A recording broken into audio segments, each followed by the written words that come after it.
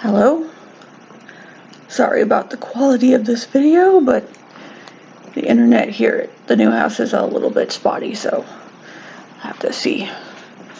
Anyway, this is my delayed review of Nepenthe and my review of Broken Pieces, Star Trek Picard's episodes 7 and 8, I believe. So, let's get right into it with Nepenthe.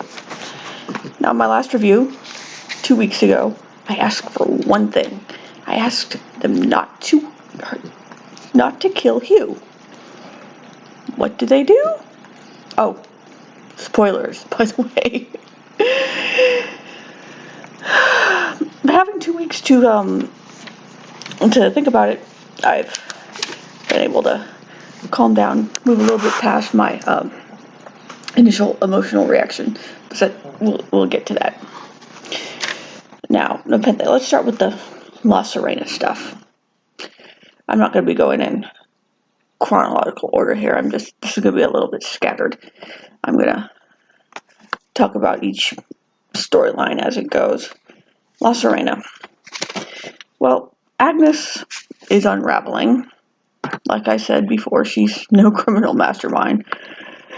She's just completely unraveling. She vomits twice in this episode, once in the flashback that opens up the opening flashback, and once after eating a gigantic piece of cake, which I really hope was ice cream cake, otherwise that is an insane amount of frosting. I get sick just looking at it. Anyway, I don't have a whole lot to say about the La Sirena stuff in that episode, besides saying that all three actors did a great job as usual. I thought it was strange that Rios was suspicious of Raffi. I didn't really buy that. In fact, when he first started talking to Agnes about his suspicions, I thought he was setting her up, that he actually suspected her. I mean, I know they hooked up, but he barely knows this woman, and he's been friends with Raffi for apparently years. But so that doesn't really make sense to me that he would generally suspect Raffi and not Agnes. So that didn't really quite work. Let's see, Narek is following in his little snake ship. I literally wrote down, Narek, who cares? Because I don't care about Narek. I'm not invested in that character. Just, that's what he's doing. He's following. Rizzo. Okay. Last time I said Rizzo was not an effective villain because she didn't really do anything. Well, she did something this ep. And it's not what I had in mind. And this is kind of my problem. Okay, we're going to talk about Hugh's death now. Hugh's death is really upsetting because he was the best part of the Borg Cube storyline.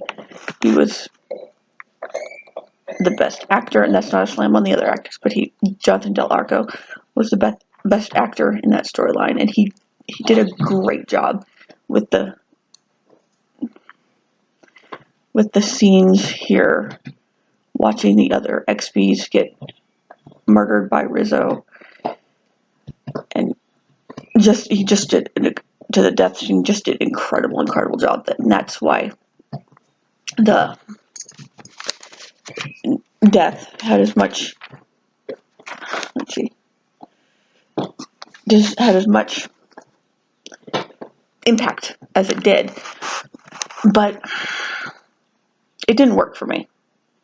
And not just because I really love Hugh and don't want him to die. There's that. That's definitely a part of it. But I'm not opposed to killing off characters, especially loved characters, because then the deaths have impact. It's like the opposite of the red shirt phenomenon, where anonymous people die and no one really seems to care, and that's been a problem in Star Trek since the beginning. So it's good when deaths the death should matter. And that death serve a dramatic purpose. But I don't think this one did. It seemed to me that Hugh's death was less about Hugh and more about Rizzo, to finally fully establish her as a very bad guy, in case we hadn't got that message before. That she's a credible threat as a villain. And that bothers me. Because Rizzo, nothing against the actor Peyton List, I believe, but she's not really working. And I don't find her more affecting, more frightening, more creepier or anything after this episode than I did before. I dislike her more. I want her to pay for killing Hugh, but it didn't really change the way I view her. It didn't deepen her character at all.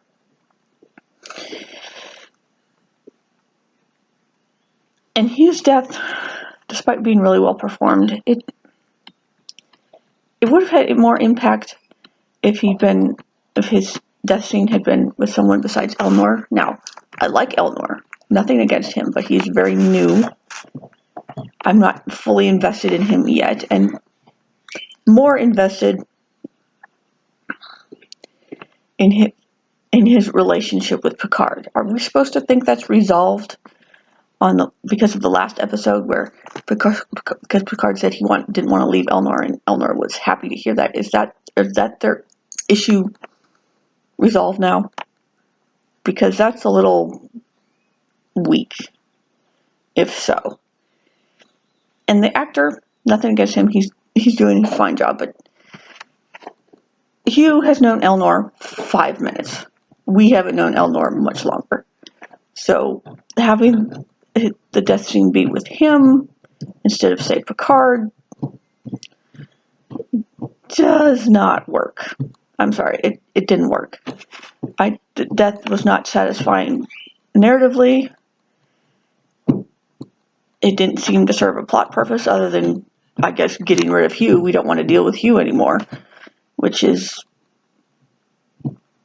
a bad choice, in my opinion.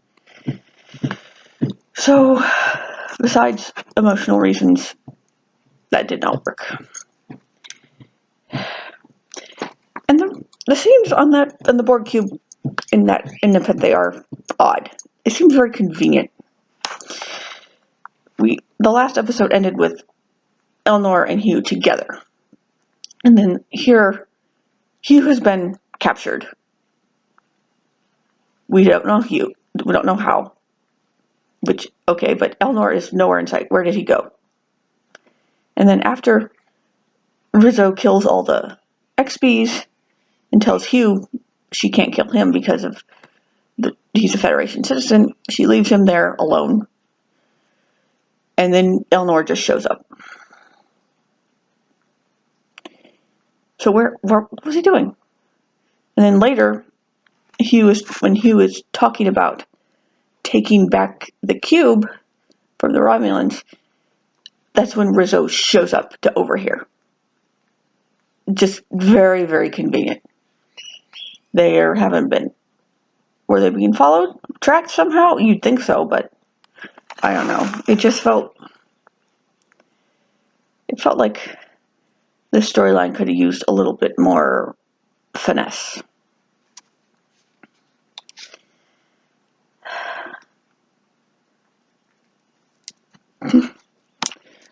So there we go. Now, anyway, none of that is even the point of the episode. Obviously, the big part of this episode was Riker and Troy and Picard's reunion. And this all worked. This part was great. It was maybe my favorite part of the show so far. It was awesome. The Troy Riker, I'm not sure which is correct. I think Riker Troy flows a little bit better for me, so I'm going to call him that. The family is just amazing. Kestra, right away. even though she's even more new than Elnor, she clicked right away. This young actress was amazing. She felt so much like their child, like Riker and Troy's child, but also very much a distinct character herself. I literally wrote, Kestra is the best. And while this feels like a place of respite for Picard and Soji, before they plunge back into the big plot stuff, kind of like, I don't know, kind of like the hobbits reaching Rivendell in Lord of the Rings. But it's plot relevant too. It's not just there to be nostalgic fan service. Soji is activated now, and Kestra is the first person she connects to as herself, I guess. She's obviously very distrustful, and who could blame her? And it's Kestra who connects with her, who gets her to open up a little bit, gets her to trust Picard, or at least try to trust Picard a little bit. So that I thought the scenes between Kestra and Soji were really lovely. And okay, so Riker Troy family, they've had some tragedy. They had another child, Thad, who died. And this is not really consequential, but Kestra obviously was named for Troy's sister, who died in childhood and who Troy didn't remember until later on. There was a whole episode about that. Thad feels like a reference to, it's ringing a very faint bell, but I can't remember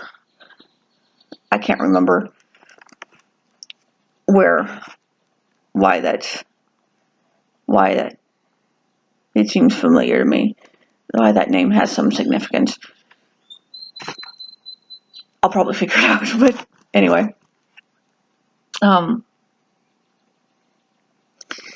Thad has died. That's the tragedy, and that's why the Riker Troy family are on Nepenthe. They had gone there. It has apparently healing powers. The planet does, and they were there to help Thad, or hope to help Thad, or maybe to make his last days more comfortable. I don't know, but anyway, that's why they are there, and they clearly stayed after his death. They don't say when he died. Troy says that his 18th birthday would have been last week, so he would be 18 now. They don't say how long ago he died. I get the feeling that it was not a long time, not years ago, but that it's not very recent, like maybe a year, maybe 2 years, something like that. That's the sense I got. So it's not completely fresh, but it's not far in the past either.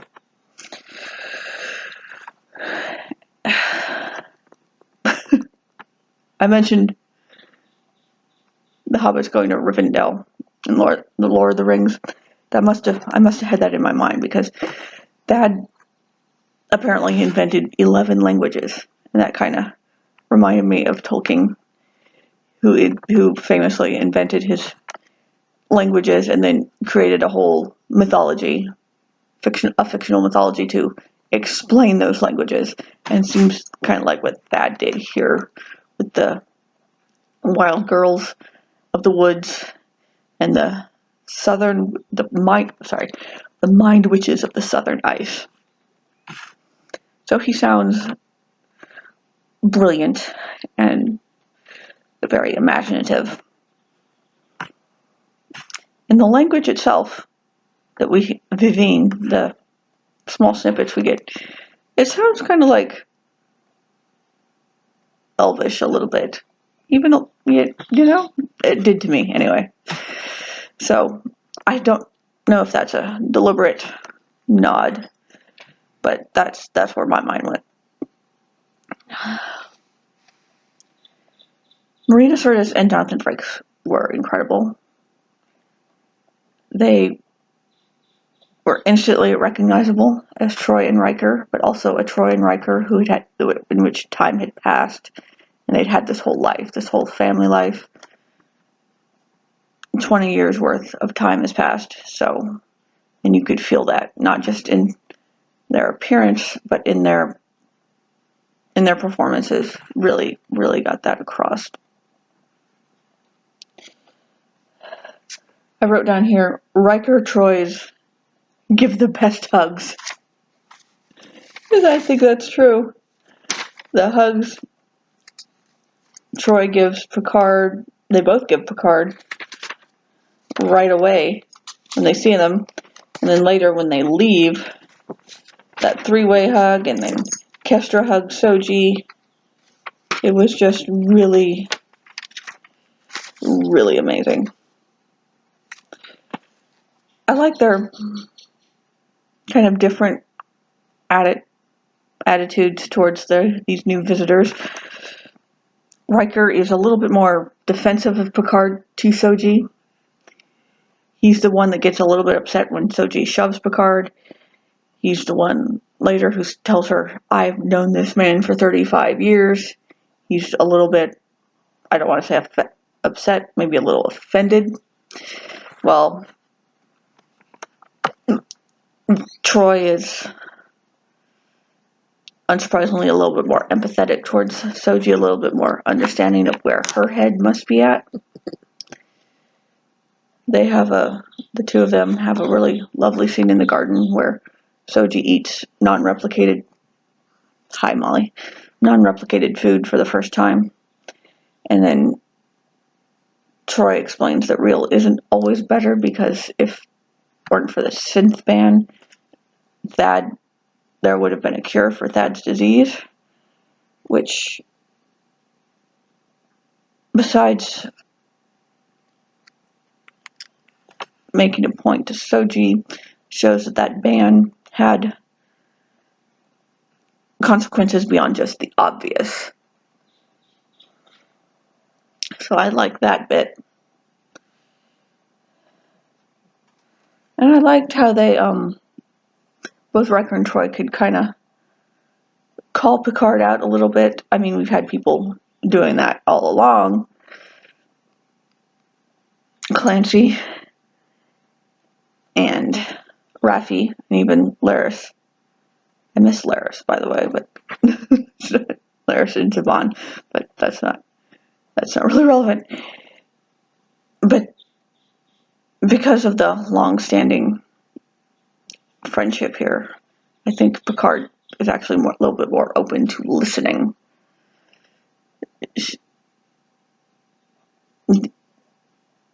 Troy points out that Picard may be interested in helping Soji, kind of abstractly saving her from her enemies, but he needs also, if he's that invested, he also needs to listen to her, save her, be there for her in the here and now, the concrete ways, that he has to open up to her,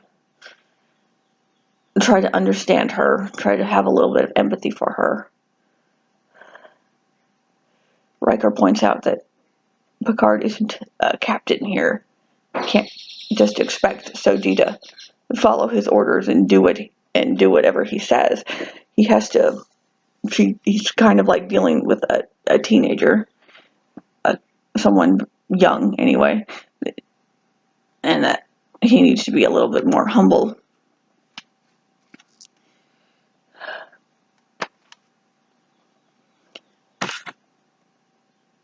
This show is quite a bit about trauma and grief and recovering from that, and you see that in this episode.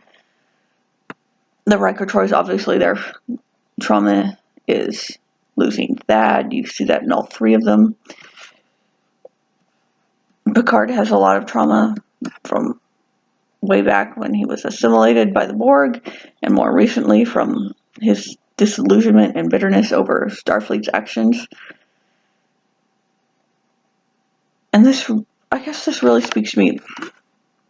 Star Trek in the past, like in the 90s, I'm thinking, well, probably the original series too, but I'm thinking more The Next Generation, was not really good at showing how trauma is an ongoing thing, because the episodes were always so self-contained. And I'm not making an argument for or against episodic TV versus serialized TV. I'm just saying that this aspect doesn't really work in the episodic way. The characters would have these amazing and sometimes horrible things happen, and in the next episode they're completely over it. It's not even mentioned, like it never happened. This is why Family is one of my favorite episodes, I think, because it does directly deal with Picard's trauma from the Borg. And I think this is why Deep Space Nine spoke to me so profoundly, because while, at least in the beginning, it was often episodic in its storylines, each episode had a storyline, that beginning, middle, end within that episode. The characters had a little bit more serialization from the beginning. There was a lot of recovery from trauma. Bajor, obviously, recovering from the occupation. Sisko and Jake recovering from the death of Jennifer Sisko. That was a big thing. And I've never really connected that before. There are other things to like about that series, but I think that's a really good way. I think that's why that episode, Family, and that series, Deep Space Nine, and this series, Picard, really speak to me for personal reasons I don't really want to bore anyone with, but that really works for me.